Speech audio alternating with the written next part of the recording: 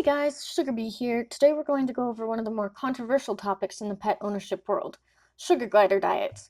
No one follows the exact same diet and lots of people disagree with how others feed their gliders, but it's up to you to figure out what works for you and your gliders. So in the wild, gliders are insectivores or omnivores, not nectivores. They don't only eat nectar, they actually eat and require a lot of different things, including the sap and gum from the acacia and eucalyptus trees, pollen, nectar, manna, honeydew, birds, eggs, and even small animals, along with different types of bugs. So you should never feed your sugar glider chocolate, dairy products, sugary foods, garlic, onions, rhubarb, leeks, corn, canned foods, preservatives, spices, seasonings, excessively fatty foods, wild insects that could be contaminated with pesticides, and foods high in oxalates. Wild insects can be contaminated, and foods high in oxalates can prevent calcium absorption, which is very important for sugar gliders. So, we know that an improper diet can lead to a wide variety of health problems, including softer bone density, which can lead to fractures, obesity, malnutrition, and a lot of other issues. Keep in mind that sugar gliders need calcium, lots of calcium, to be healthy, and they need a 2-to-1 calcium phosphorus ratio. You can purchase vitamin and or calcium supplements to sprinkle on their food online from Exotic Nutrition. Now, I've gathered a lot of information, and the following is a really popular sugar glider diet that a lot of YouTubers are using and a lot of sugar glider owners, and it's been working well for them for years and keeping their sugar gliders healthy. And it's honestly one of the best ones and one of the only ones I could really find that seems to be really good. So remember to do your research and that some things that work for some people don't work for others. This is just the one I'm going to do because this is the one I found, and this is the one that seems to be working well for a lot of people. So, this diet includes the Exotic Nutrition Staple Diet, although this is not enough on its own. It also requires you to feed them fresh fruits and vegetables, bits of protein, occasional treats, vitamin powder, and the HPW or high protein Womberry diet.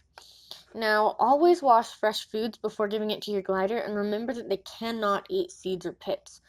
So I've included a list of safe fruits and vegetables that you can feed your glider in the description below and on my website, along with their oxalates, and their calcium to phosphorus ratio. So make sure to feed your glider a mixture of fruits and vegetables before you go to bed every night. You can remove the leftovers the next morning so they don't rot and make your glider sick. And you can sprinkle the vitamin powder over their fresh fruits or vegetables and then make sure to mix it in. And it's a very small amount. So for protein, you can feed them mealworms, crickets, chicken, and boiled eggs. And then for treats, yogurt drops or yogis are really popular, along with dried fruit is perfect. So you should also provide the Exotic Nutrition Staple Diet. I already sort of went over this. This has a very long shelf life, so it can be left out for them to snack on over a few days, or you can feed them small amounts on a daily or twice daily basis. So lastly, we're going to go over the HPW diet. So Exotic Nutrition actually has this diet in the form of a powder mixture, and I think even another form that's easy to make using a 2-to-1 water to powder ratio. So like 1 cup of water to a half cup of powder. Just in case you want to make this at home yourself, I'll provide a description on how to make it on my website. But essentially, it's pretty simple. You just mix the water and the powder together, and once it's been mixed, pour it into an ice tray, and half an ice cube is good enough for 1 glider, but since you should always own 2 or more, 1 ice cube should be good enough for 2 gliders. So you can just worry about putting it in a tray and just giving 1 glider or one cube per night. And this should be plenty for your glider, and you can make sure to mix it up, maybe even let it thaw a tiny bit first. But after you've put it in the ice tray, put it in the freezer, let it freeze, and then once it's nighttime, you can take it out and feed your gliders 1 ice cube worth of the HPW diet. So, sorry, that was kind of weird.